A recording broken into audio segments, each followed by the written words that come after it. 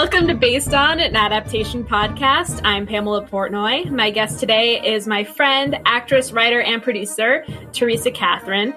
We'll be talking about Harry Potter and the Prisoner of Azkaban, directed by Alfonso Cuaron, written for the screen by Steve Kloves, which is, of course, based on the novel by J.K. Rowling. Just a fair warning, there will be spoilers.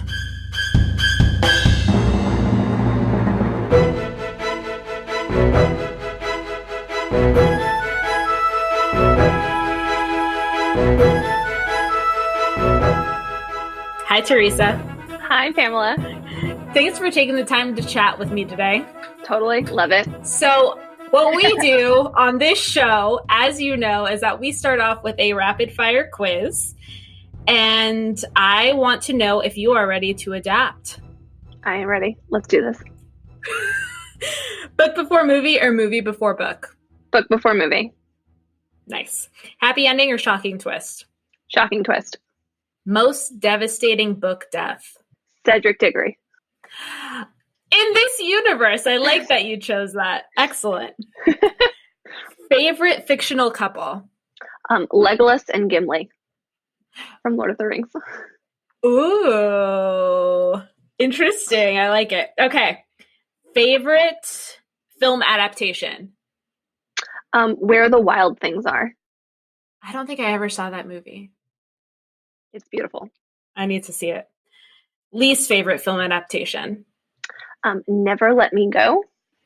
Okay, who is in that movie? Keira Knightley and Andrew Garfield, and I'm blanking on the third main character. And Bill Weasley from the Harry Potter Yeah. is in it as well. It's a British film. I think I saw that movie years ago, and I remember it wrecked me, but I never read the book. The book is, I mean, if the movie wrecked you, the book will just devastate you, because I was sort of like nonplussed by the movie because the book was so like emotionally deep and devastating. I highly recommend the book. I'll have to read it. We might have to cover this in a later episode. But it's your least favorite, so we'll see how it goes. Okay, favorite actor, male or female? Jessica Chastain. Nice. Favorite fandom? This is so hard. I have so many that I've sort of like, I'm like thigh deep in. I've most recently joined the Avatar fandom. Really? So I'll throw that one out there. Nice. The Avatar: The Last Airbender. I have to like clarify that for people. Oh, someone else was talking about that recently. I'll have to check that out. Yes, and The Legend of Korra is coming to Netflix later this month, so you can have both. Fabulous. Oh, I'm excited. Okay, cool. If you could have drinks with any author, dead or alive, who would it be and why? William Shakespeare, who might not quite be an author, but I sort of like fall down on the altar of Shakespeare's plays. So I would love to meet him. Which one's your favorite? I want to be in Much Ado About Nothing the most. Yeah. And I really love Hamlet, which is so cliche, but true. I mean, I feel like any answer with Shakespeare would be cliche because all of them are so classic. I love talking to actors because when it's their favorite, it's like, well, I want to be in this, so that's my favorite. I'm both. I think Romeo and Juliet, but I feel like that ship is almost sailed. Hamlet would be great. I'd like to play Hamlet. Yeah, I think that would be dope. And I don't care about like gender restrictions or anything like that. I was reading somewhere that they were doing one with a female Hamlet. I don't know if it was in London or where, but there was supposed to be a female Hamlet recently. I'm also most interested if Ophelia is also a woman while Hamlet's a woman.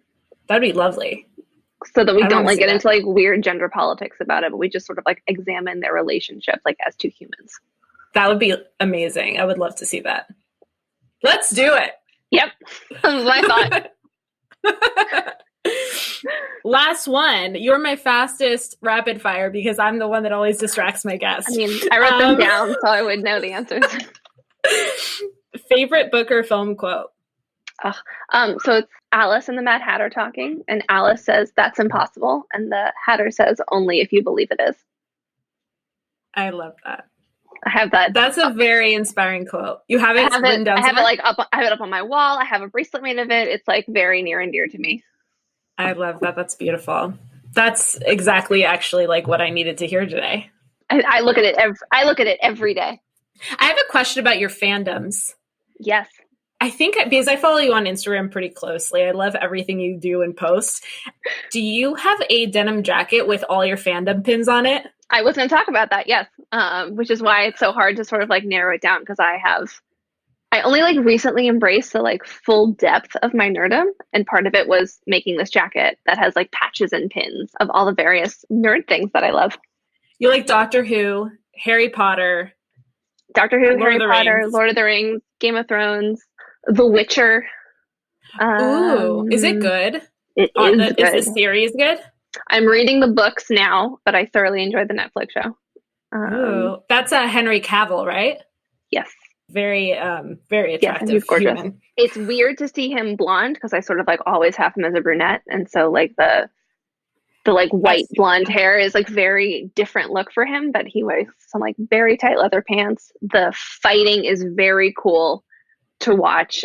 So yes, it's a good one. And I think it's only 8 or 10 episodes. So it's like quick to zip through, and then you'll be sad that it's over. Is it like really dark, or is it upbeat? It's dark. Okay. There's some like comedy to it, but it's like, it was like the thing that was like filling the hole of Game of Thrones for people. Okay. I'll have to see it. I've been like, so I don't know if you felt this way at all, but like sort of protective over my energy because of quarantine. So there have been like really like things I wanted to watch, but I'm like, oh, I don't know if I can necessarily handle this level of darkness at this particular juncture. I've sort of exclusively been rewatching comedies that I know that I already enjoy in quarantine. That's sort of all I've done. Yeah. Which comedies? See, I'm currently rewatching Schitt's Creek. Everyone's telling me to watch it. Literally, it's so funny. I literally haven't watched anything that you've mentioned, but I know of all of it because everyone tells me that I would love it. Schitt's Creek is brilliantly written. It's also so funny. It's like just a different vibe of comedy. And what's the most fun about that show is that they discuss sort of like gender and sexual politics, but in a world in which like no one is discriminatory against them.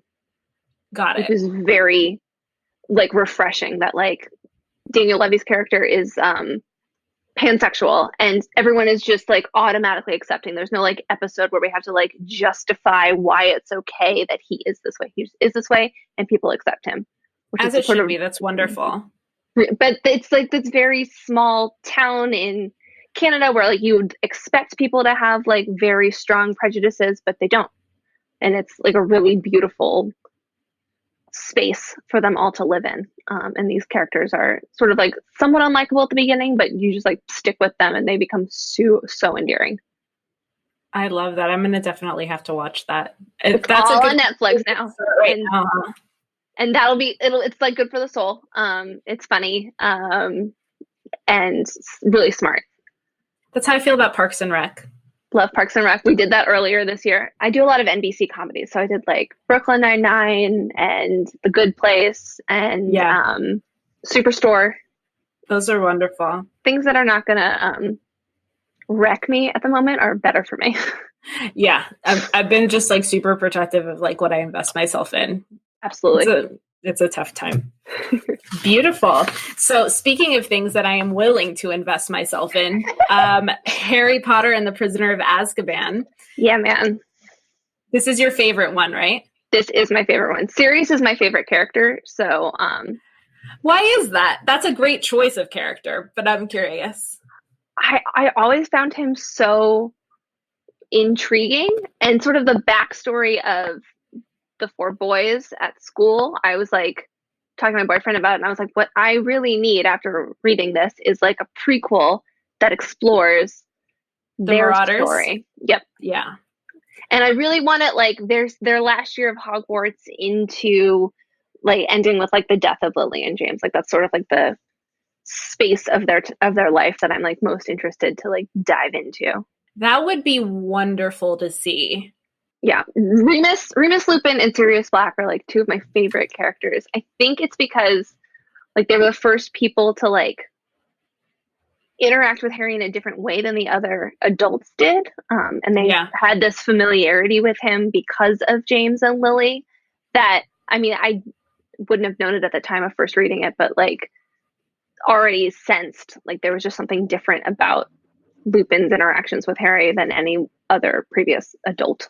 Why do you think that is? Because they see so much of James in Harry? Yeah, I think so. And I think the sort of just the level of the friendship that they had, and like it's not that Dumbledore and other people didn't know James and Lily, but the way in which they sort of like romped around Hogwarts and were like constantly getting in trouble, and the fact that they're all like secretly animagus, like that's all a more intimate relationship than anyone else I think had with them.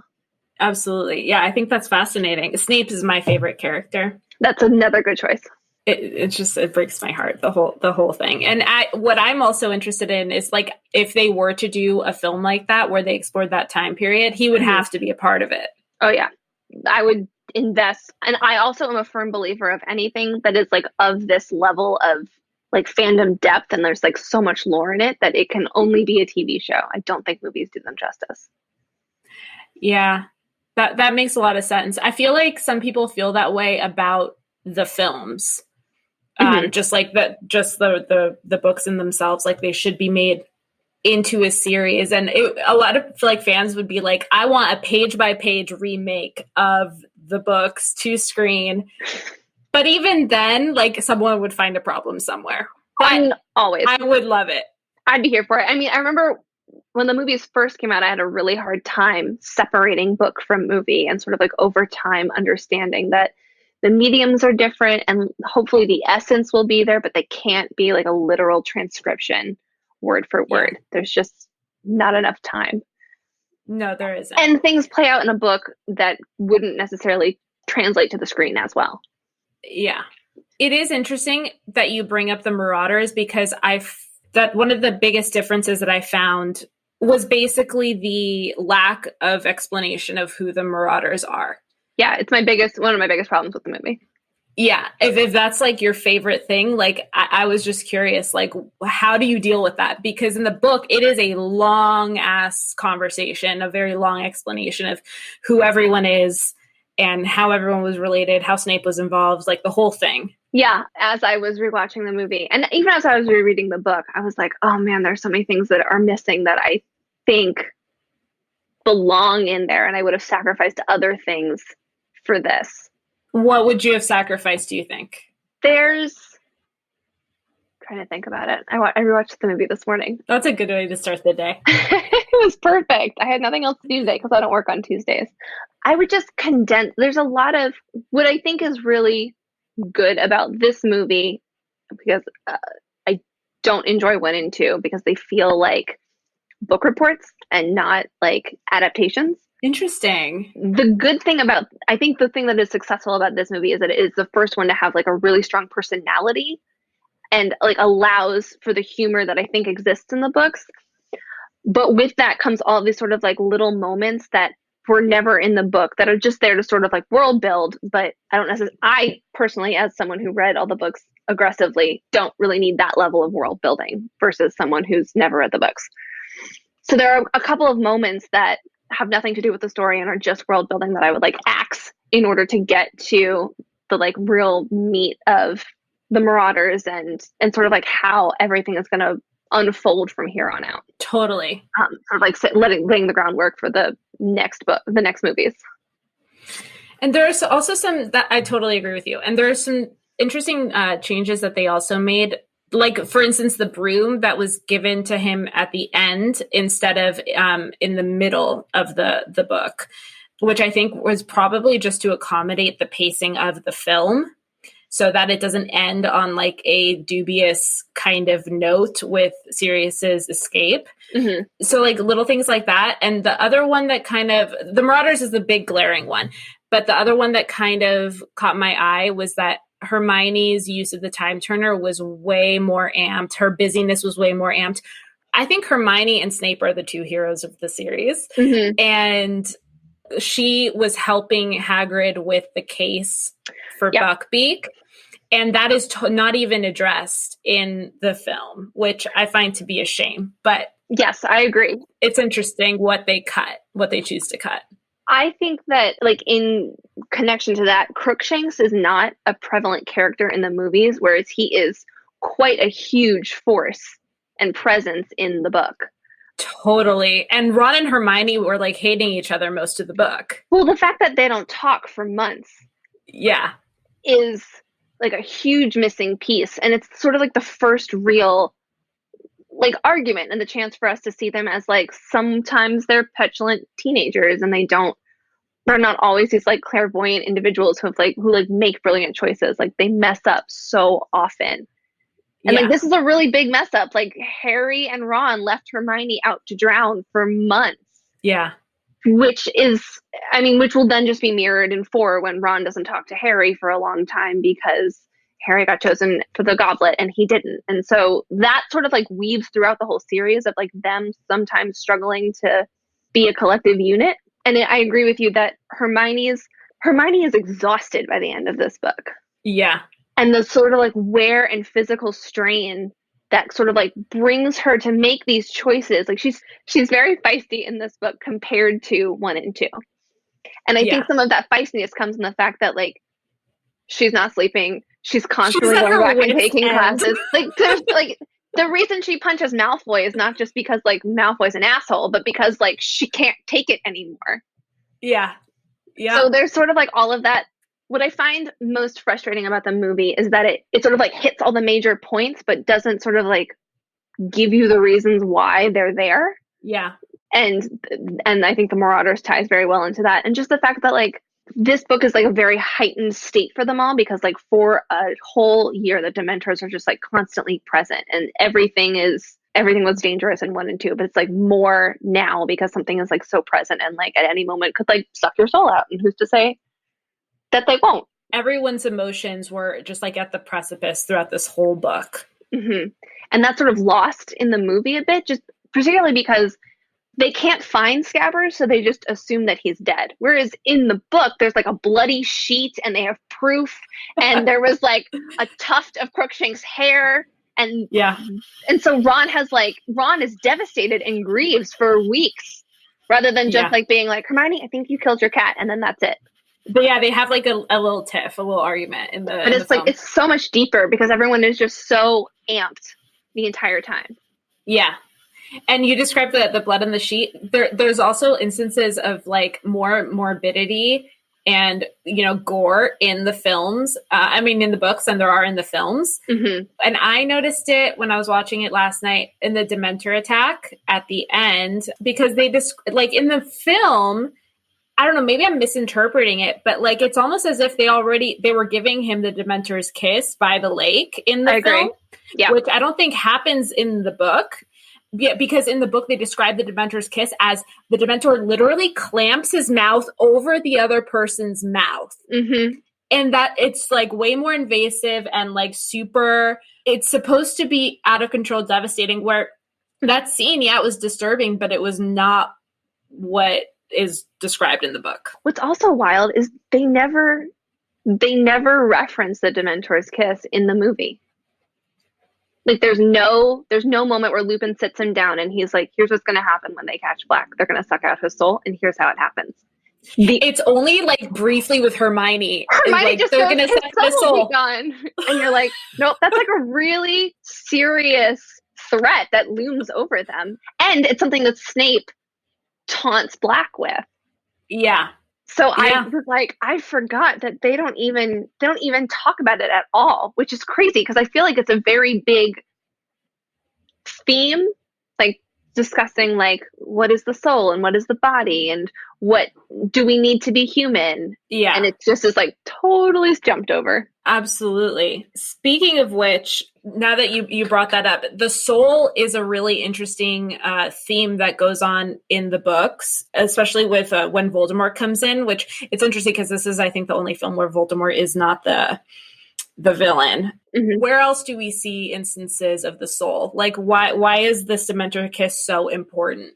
I think it's important because, like, when we eventually get to 6 and we discover that the soul is something that is malleable and something that can be weaponized, which we know Voldemort does indeed do, but in doing so ruins himself, that it's this fascinating then like conversation of the magic is more than like fun party tricks, and it's so connected.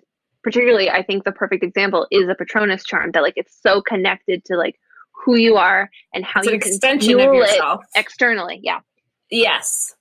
And it's all connected to the love you have for other human beings and the love they have for you, which I think comes in with not only with Harry's Patronus being like his dad's, but also with Snape's being like Lily's. And it's connected to the fact that Harry only survived because Lily died for him, and her blood and her bloodshed like magically protected him, which we'll then see in 4. That can be like the love can be weaponized because Voldemort's going to take his blood and create a way to now touch Harry. So the one sort of like protection Harry had will be gone because Voldemort will take it from him. Yes. And also, it's interesting because when they say you're going to get the Dementor's kiss, you're only going to become I think the quote is, you can exist without your soul, as long as your brain and heart are still working, but you'll have no sense of self anymore, no memory, no anything. There's no chance at all of recovery. You'll just exist as an empty shell. It's interesting because we see that with his Horcruxes, because every time a Horcrux gets destroyed, a little piece of him dies and he literally starts to crumble like a shell. And it's interesting. I don't know. This is like getting into the last book and the last film, but like, it's interesting. A lot of people had a problem. People that probably didn't read the books had a problem with the way Voldemort was killed. Yeah. I happen to think it was visually perfect and stunning because he kind of just like fell apart as if he were a shell. And people were like, no, I wanted to see him explode. No. There was nothing left of him. Correct. Yeah, I agree totally. I just think that's fascinating. I also think it's interesting that like Voldemort in 1 is literally like the opposite of what Sirius would be if his soul was sucked out.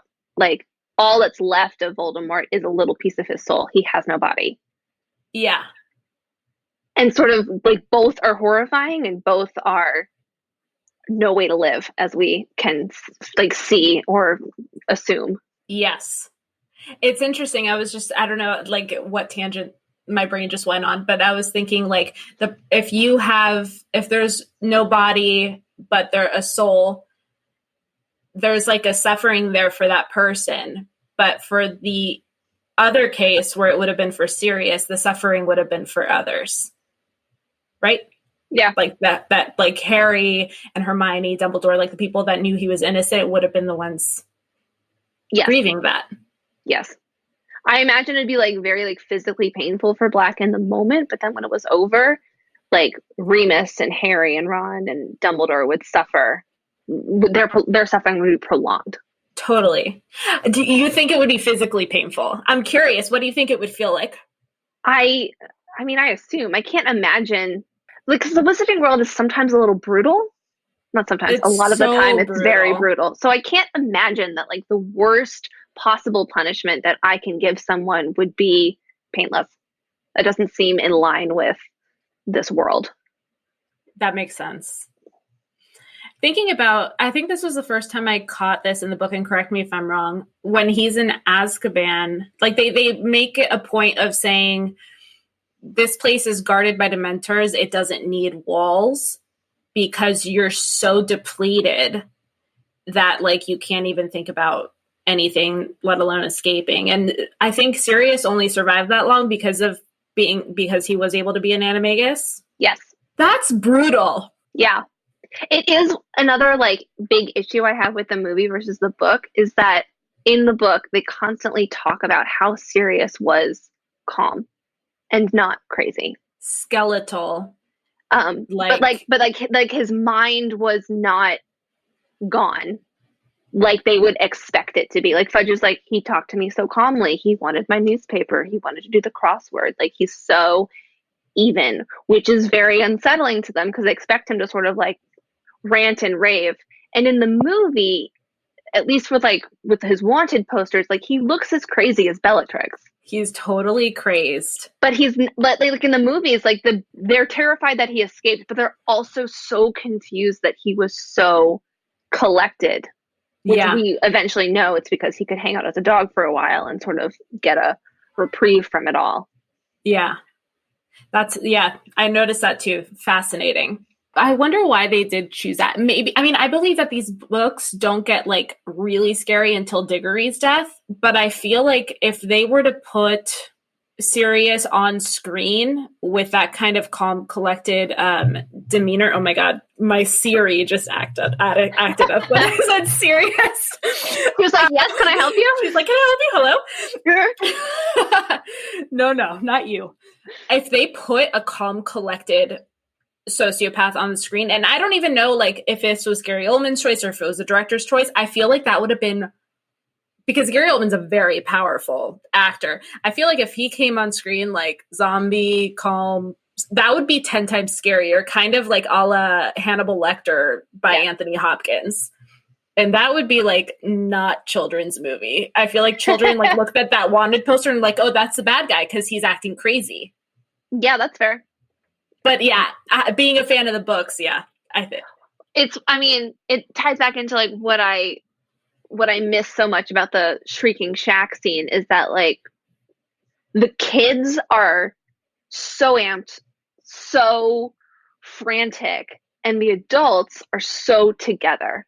Like Remus is constantly described as like he's very calm and collected when he's talking to Peter. Mm-hmm. There's not any sort of like frantic, nervous energy. Like they're very clear about what's going to happen. You killed our friends, we're going to kill you. Yeah. And I miss that because I think it's a good way to show like Harry, Ron, and Hermione are 13-year-olds. They're not going to behave the same way that 30-somethings or 40-somethings are going to behave. Yeah. And they have so much more knowledge and so much more power than the kids who are sort of like inundated with like the fear of the year and all of this like sort of like partial information that they have. Yes. And Ron's leg is broken and Hermione and Harry are sort of like all banged up. And so like everything is just sort of very overwhelming. But Snape is a little more frantic, but Remus and Sirius are just very together about it, which I think is more, I think it would be far scarier for Remus to just like calmly sit Peter down and be like, so we're going to kill you now. That's very scary. I was thinking about Snape's reaction to Sirius when I was watching it. I think I love Alan Rickman and his portrayal of Snape. I think he's perfect. No one else for me could have done this. But I was thinking about it for the first time this round, like how enraged he must be with Sirius. Because as far as he knows, he's the one responsible for Lily's death. I hadn't thought about this too, though, because if he was really a double agent, doesn't he know it was Peter? Like, how does he not know? If he's like really like so close to Voldemort, but also the double agent. I had this thought. What do you think? And I was you're right. For the very first time, I was like, how does Snape not know? Did you just find a little loop, a little hole, a little one? Or is it just like he's angry, like he also like he assumes just like everybody else that Peter's dead, and so he can't blame Peter for it, but he can put blame on Black, who should have stayed the secret keeper and died with the secret, and Lily and James would have survived. Yeah, either way, he I feel like either way, like Black rightfully pissed. Fascinating. I love that whole scene because you really get to see them kind of relate to each other as if they were in school again for a brief moment. Like talking to each other as if they were like on the schoolyard, like Sirius starting to bully Snape. I mean, it's like we get to see a little like glimpse of like how Harry and Draco would behave if they didn't experience the sort of like life-altering things that they will experience. Yeah. That's one of my favorite parts of the last book is when they see each other at the train station. And there's just like a nod. Like there's no animosity beef really anymore. That's so beautiful. Were there any other storyline changes that drew your attention before we get into casting choices? No, I mean, I think the way that they show time in this movie is very effective, and the fact that they keep coming back to the Whomping Willow, I think, is so clever. Mm-hmm. I have a thought about the firebolt being at the end, and I think it's because, I mean, winning the Quidditch Cup is like the third plot line, but it's not huge in the book. It's not present in the movie. So I understand that sort of like getting the firebolt is not as important because we're not so focused on winning the cup. And I do sort of like miss just the fun of it. And I understand it would be like crazy expensive to show us all three matches, and there is no time. But I do sort of, I sort of miss the like rivalry and the fun that exists around that competition for the kids. It was intense because for Harry to like fall 150 feet, wake up and be like, did we win? Like, they're so invested. Yeah, it's so clear in the books. And I feel like divination is sort of like a missed opportunity because I think Emma Thompson's incredible. And sort of like the constant reminder that maybe Harry will die this year, like, is driven by Trelawney. Yeah.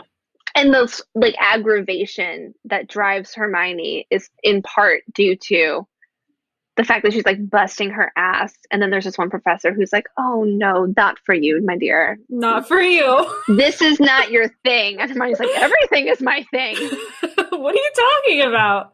Yeah, the storming out too was the thing. But yeah, it's funny that you mentioned Emma Thompson because yes, I fucking love her. I think she's phenomenal. I actually never I never recognized her as Emma Thompson until the last like 2-3 viewings of this film. Fabulous. Yeah, watching it this morning, I was like, oh, I can finally see her. It's taken me a long time to be able to like really see the actress behind like the glasses and the costuming and the personality. It was one of the characters that I think was closely, like the most closely portrayed in the films to what she was like in the books. Yeah, I agree. I want to know where you are in the Dumbledore train, because this is the first time we see Michael Gambon as a Dumbledore. Mm-hmm. I think he's great. I remember having like very strong reservations and not believing that they could possibly replace him. But I think like as old as Dumbledore is said to be, that there is this sort of like youthfulness about him, and there's a strength that Michael brings to the table. Yeah. That I think is important. And he has more of an opinion. Like, I think when I used to read the books, Dumbledore seems to be like all knowing, could never do wrong, was wholly good, and we come to discover that maybe that's not the case. He's super flawed. And so I think Michael brings the ability to show us that flawed character, that like he makes mistakes, he's gonna mess up, his intentions are mostly good, and he wants the best, but there's also a somewhat of a ruthlessness or a drive to him. Definitely. That I think is like not immediately apparent. Definitely. I was thinking about Dumbledore this time around watching the movie. Him just sending Hermione and Harry back in time to get this accomplished. I'm like, what? Why does it have to be the children? It's always him sacrificing the children. But then I was watching the scene when he's at Hagrid's hut with the Minister of Magic and Executioner, and it's as if he like already knew, because he was trying to direct their gaze away from the pumpkin patch. And I don't know if you heard this, but I was listening to it at full volume when they're in the hut signing the paperwork for the execution. Mm-hmm. I think they were asking Dumbledore to sign, and he's like, well, it's a very long name. It's going to take time for me to sign it. He is stalling for time and directing their attention away. So I don't know if he knew that he was planning on sending them on this. And I guess because he was there, he knew that he couldn't be the one to do this mission. But I'm like, the children are always the ones doing the work here. Always. I mean, note, Harry doesn't ever go alone because Harry can't be trusted. Hermione has to be there. Hermione had to be there. And we can trust Hermione to get it done. Yeah. Yeah, it's not as evident in the book, but I feel like it is evident in the movie that like I agree with you. I think Dumbledore is fully aware of what is already happening. And in the book there is sort of this like ambiguity of like did Buckbeak die the first time but live the second time, whereas like in the movie it's pretty clear that like Buckbeak was never beheaded because Harry and Hermione were always there. Yeah, they were always there. And the executioner always hit the pumpkin. Mm-hmm. The crows made the same exact sound both times. It just like had me like thinking about how crazy time travel is and sort of like all the ways in which you like have to think about like, well, nothing was ever going to be one way because they changed time. Like there were never two options. There was only going to be the one that happens in the end of the book. What do you think you would do? I was just thinking about this. Do you think you would question if you saw yourself walk into the room? What would you do? What do you think you would do? Yeah, I think I would freak out. Hopefully, the me that's walking into the room is like prepared to like restrain me from killing myself. But I don't think I would like attack myself. I think there'd be more of like a freeze than like an immediate like jump to action. It's crazy because like if you think about it, yeah, I'd like to like trust that it actually is me. But a part of me, I feel like would be like, is this someone that's like disguised as me, some sort of magical, crazy way? I must destroy this thing. Yeah. I don't know how I would react. It's very interesting. I probably would not immediately jump to like, oh, I must have time traveled. I don't think so either. I'd be like, did I drink too much last night? What's going on? Someone took some Polyjuice potion and got my hair. Yeah. That's amazing. Were there any other casting things that stood out to you? Michael Gambon. But then we got Gary Oldman as Sirius, who's, in my opinion, amazing. I love him. I think he's incredible. I think what's interesting about the movies in general is, for my eye, they cast the adults a little bit older than I think they would be in the book.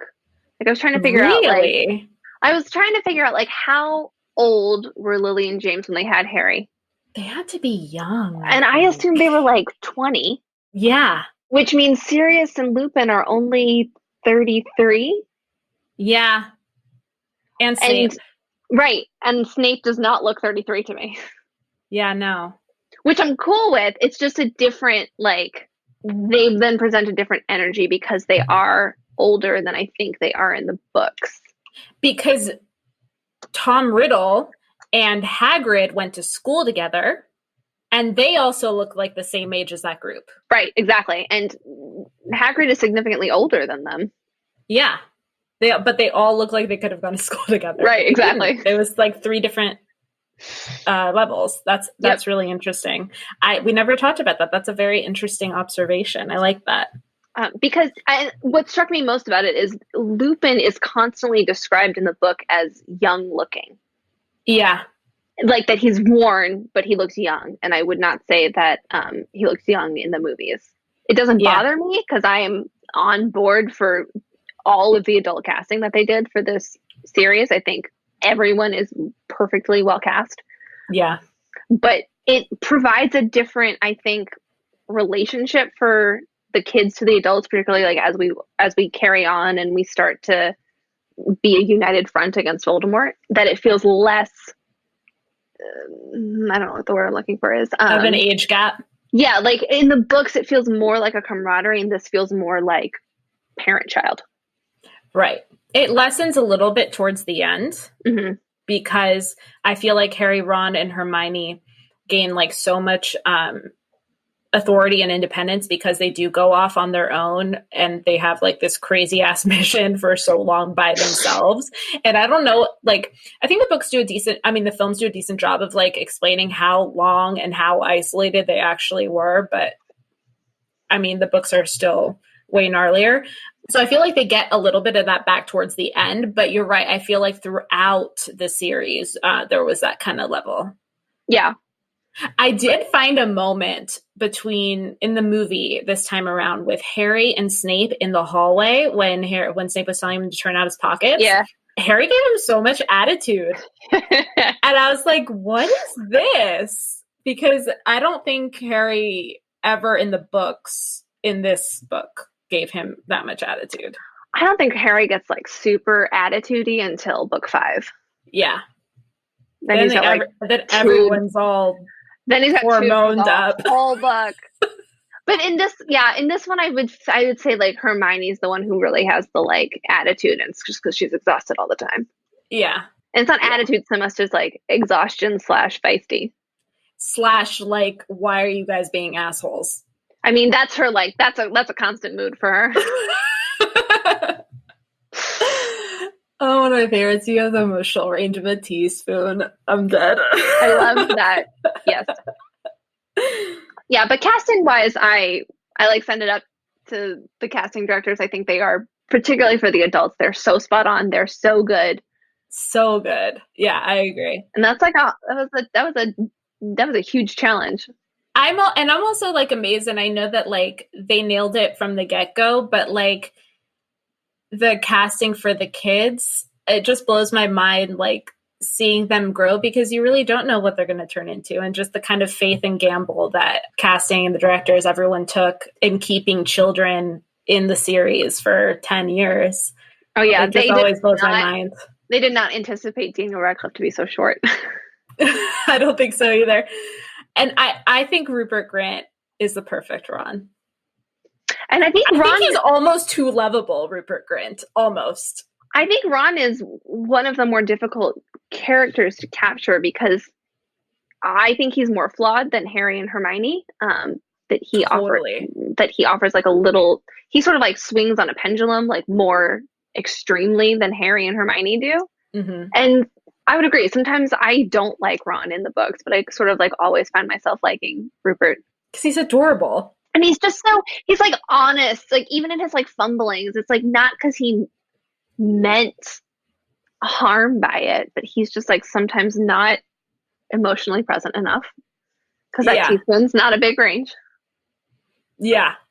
And I don't know, I feel like a lot of people give Ron shit in the books because he could be an ass, but like I do kind of empathize with him a little bit, because I can't imagine what it's like being Harry's best friend.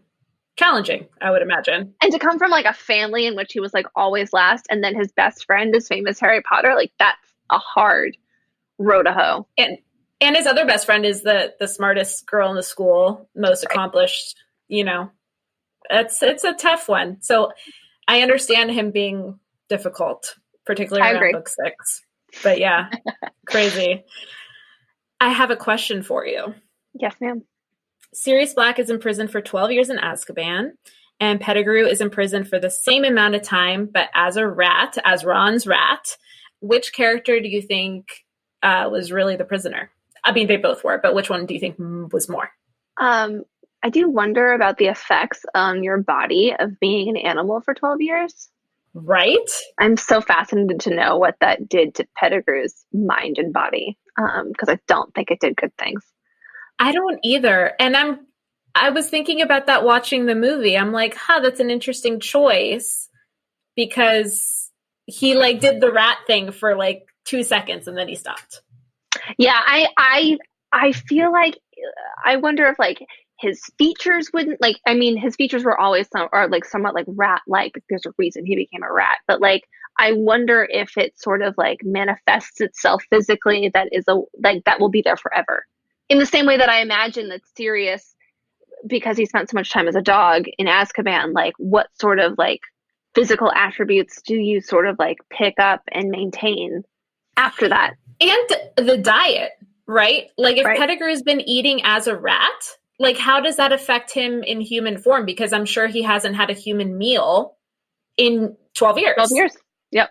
I just think it's interesting. Or does he just like automatically look like, is he wearing the same clothes that he wore the day that he turned into Scabbers? I had that question because when he changes into a rat and he flees, he like sheds his clothes. But then I'm like, but you were clothed when you turned out of Scabbers into a human in the Shrieking Shack. So like, is it like a Hulk thing where you lose your clothes, or like, are they part of your body? I don't know. We're finding holes left and right. But like when McGonagall transforms to a cat in Sorcerer's Stone, it's not like she left her robes behind. Right. So I'm fascinated to know, so like, what are the like details of that? But to answer your question, to go back, I think Pettigrew is more entrapped because no one knows he's alive, and the fear of revealing himself is so strong that it made him stay a rat for 12 years. Do you think that he has any sort of goodness left?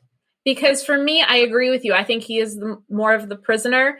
I'm wondering if he feels any sort of guilt. In the films, it doesn't seem that way. I don't know. I assume that like someone that would do something like that, betray your friends that way, obviously is a terrible person. I don't know if he feels any sort of guilt, but he was their friend for a long time. So I assume there's something good inside him. Yeah, I mean, I think Peter's like biggest flaw, which they talk about in the movie, is that like they talk about in the book, is that like he is so weak. Like he does not have a strong character, which is like fascinating that he was in Gryffindor. But that's right. He's not brave. He needs other people to take care of him, which is how he befriended the Marauders, which is how he came to be one of Voldemort's followers. So I imagine that any sort of guilt he might feel is overshadowed by the fear he has, because it was always there, right? Like his fear and his desire to be taken care of has driven all of his choices, as far as the choices that we know of. So she, with the like exception of Voldemort, she writes characters that are three-dimensional. So I can't imagine that like Peter is singularly bad. Right. But he's so selfish and he's so unable to see beyond his own fears that I don't think anything else can penetrate that. I was honestly thinking about that last night because it's, as we mentioned before, like it's a challenging time right now.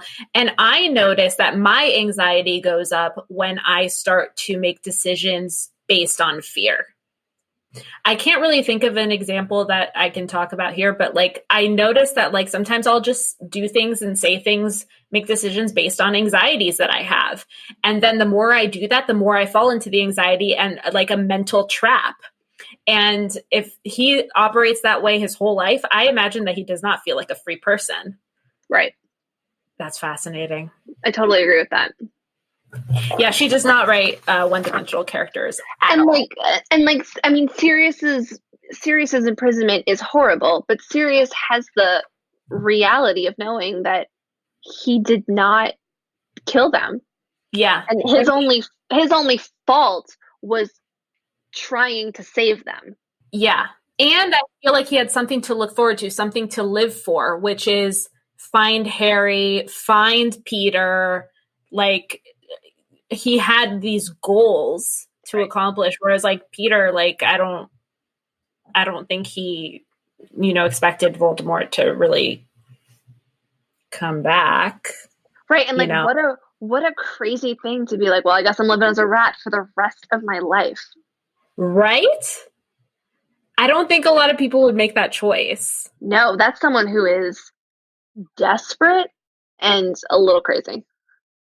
Yeah, a little bit like Voldemort in that way. Yeah. But with no like real ambition. Yeah, no, I think he has zero ambition. I think like he sort of like stumbles into the role of like right-hand man just because there's literally no one else. Right-hand man, I love that pun.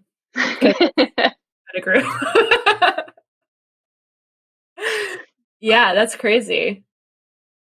Is there anything else that you wanted to cover before we wrap it up? I feel like I can't believe it's been 55 minutes. I feel like I could talk to you about this forever. Oh my God, yes. Same. No, I mean, overall, I just love the book so much. It's so good. It's so beautiful. It's so much adventure. It has so much heart. I was like crying over the Sirius and Harry interactions. Like it's heartbreaking that Harry can't go live with him. It's just beautiful. Yeah, I like this one a lot because I think that the backstory is so interesting. I think it's like our first opportunity to sort of like see that like not everything is so black and white. Like it's not like bad people are bad and good people are good and good things happen to good people because of Sirius. Yeah.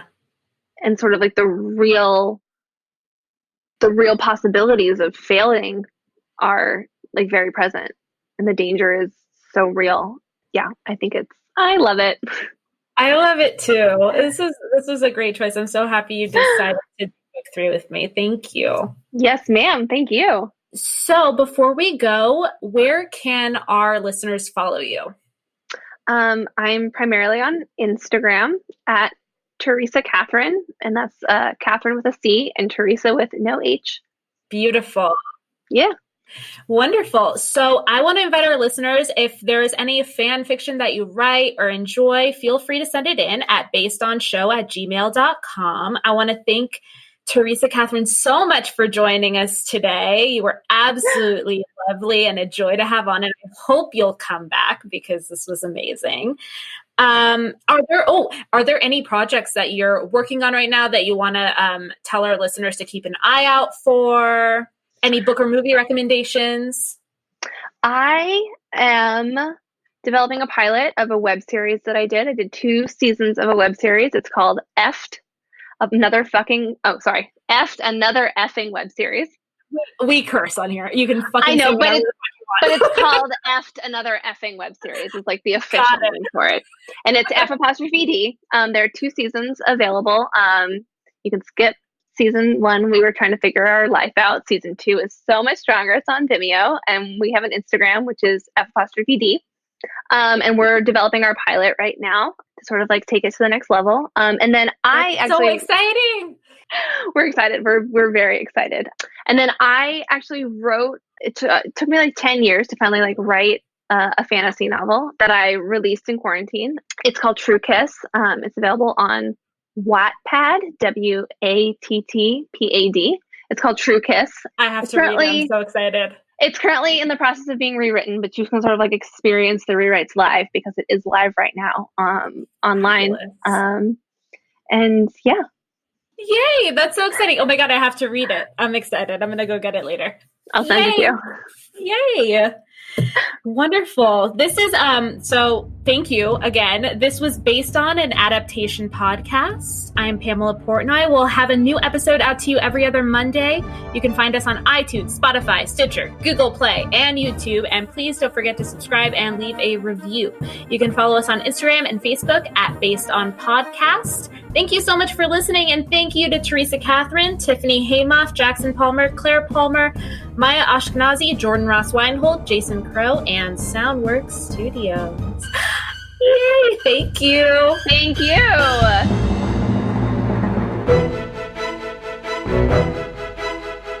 you.